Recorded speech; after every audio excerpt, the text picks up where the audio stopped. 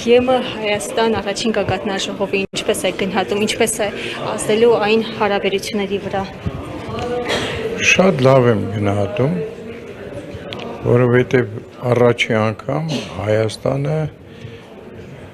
կարելի ասել Եվրոպային բերեց մեր դուռը եւ մեծ ճանաչում գտնվավ Հայաստանը մեծ ճանաչում ունեցավ ամբողջ աշխարհում մեկ։ Մինչ այդ Եվրոպայից պատվիրակներ չեն եկել Հայաստան, դուք դա նկատի ունեք։ Հա, եկել են պատվիրակներ, բայց այդ քանակի Էնել առաջի երկրորդ դեմքերով չեն եկել Հայաստան։ Քանի պատվիրակ է այս անգամ եկել Հայաստան։ Մոտ 50։ 60-ից ավելի պատվիրակ 2015 թվականին Հայոց Եղեռնի 100-րդ տարելիցի կապակցությամբ այցելել էր Հայաստան։ Բայց նախագահի մակարդակով Ֆրանսիայի նախագահներ այցելել։ հա, բայց ամբողջ աշխարհով վերցրած առաջի երկրորդ դեմքեր չեն եղել։ Իրանք եղել են պատվիրակություններ ուղղակի։ Իսկ այստեղ գագաթնաժողովին հիմնականում ներկային առաջի եւ երկրորդ դեմքերը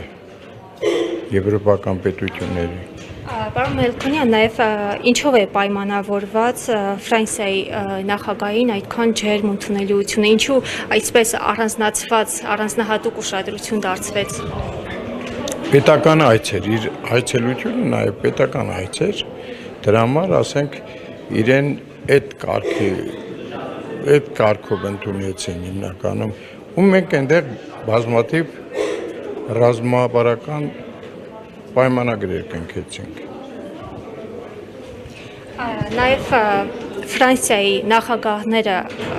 ավանդույթ ունեն, երբ այցելում էին Հայաստան, այցելում էին պարտադիր նաև Մայրաթոր Սուրբ Էջմիածին։ Հայաստանի իշխանությունը, գործող իշխանությունը առաջարկ չի արել ներկայանալ, գնալ, այցելել Մայրաթոր, թե առաջարկել է հրաժարվել է Ֆրանսիայի նախագահը։ Ուրեմն ինձ թվում է, որ իրենք են ցանկություն հայտնում։ Եվ մեր հյուրերն են ցանկություն հայտնում, թե ուր գնան եւ ինչ անեն։ Ոչ թե մենք ենք առաջարկում, ասենք, գիտես ինչ, եկեք այստեղ։ Չէ։ Ասում եմ, իրենք են որոշում, թե որտեղ գնան։ Մեր իշխանությունները չեն որոշում, չեն առաջարկում, թե եկեք գնանք Տաթև, եկեք գնանք Գորիս։ Իրանք են իրենց ցանկությունը հայտնում, թե որտեղ են ուզում գնան։ Ֆրանսիայի նախագահը այս անգամ նման ցանկություն չի հայտնել։ Ես չեմ կարող ասեմ, ինքը հայտնելա թե չէ, բայց եթե չի գնացել, ուրեմն չի հայտնել։ Պարոն Մելքոնյան, նաև համապետական ընտրությունների ԿՊ-ի հնարավորությունները դուք ինչպես եք գնահատում, որ ուժին եք հիմնական մրցակից համարում։ Ուրեմն հիմնական մրցակիցը այդտեղ 3 կուսակցություններ են, որոնք Գյումրիի տարբերակն են նախատեսել, որ պետք է Գյումրիի տարբերակով անցնեն, բայց դա չի լինելու, որովհետև արդեն մեր ժողովուրդը Գյումրին տեսել է եւ չի ուզենա, որ ասենք մեր երկիրը Գյումրի 2 դառնա։ Իսկ դուք վստահություն ունեք, որ 50+1 ցայնը կհավաքի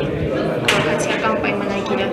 Ես վստահ եմ։ Ժողովուրդը վստահություն ունի։ Ես վստահ եմ, որովհետև շփվելով ժողովրդի հետ, ես արդեն տեսնում եմ, որ ժողովուրդը տրամադրված է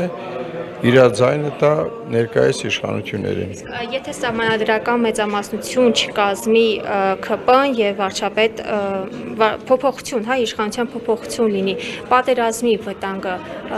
ինչքանով եք դուք հավանական համարում, որովհետեւ Նիկոլ Փաշինյանն է հայտարարել, որ եթե ինքը իրենք ԿՊ-ն սահմանադրական մեծամասնություն չկազմի, ապա պատերազմ է լինելու։ Սա վախի ռիսկի ինչ է։ Չէ, ստե վախ չկա, ոչ մի բան չկա, ուղղակի ընդդիմությունը չի կարա իշխանություն կազմի եւ իշխանությունը մնալու է նույնը եւ պատերազմի վտանգներ չկա։ Արդեն խաղաղությունը կարելի ասել արդեն կայացած է եւ հարկավոր է խաղաղությունը ամրապնդել։ Պարոն Մելքոնյան, նաև այս խաղաղության ֆոնին, որ ցանկանում են երկու պետությունների առաջնորդները կնքել, հա, երկու պետությունների միջև, Ալիևը հայ ժողովրդին անվանում է սեպարատիստներ։ 2 օր առաջ մայիսի 4-ին այդ մասին հայտարարեց Եվրոպական քաղաքական համայնքի հանձնաժողովի ժամանակ։ Առաջինը նախաստորագրված է խաղաղության պայմանագիրը Երկրորդն էլ Ալիևին մենք չենք կարա պարտադրենք կամ ինչ-որ բան անենք, թե ինքը ինչ պետք է խոսա, ինչ չխոսա։ Ինքը միշտ էլ խոսում է։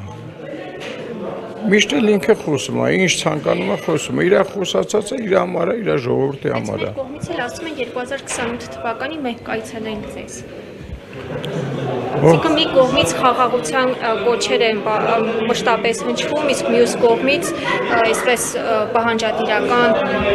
Պահանջատիրական չի, դա եթե վարչապետ ասում է, որ 28 թվականին ես կգամ այդ գագաթաժողովին կմասնակցեմ, ես ոչ մի բան չեմ տեսնում այդտեղ։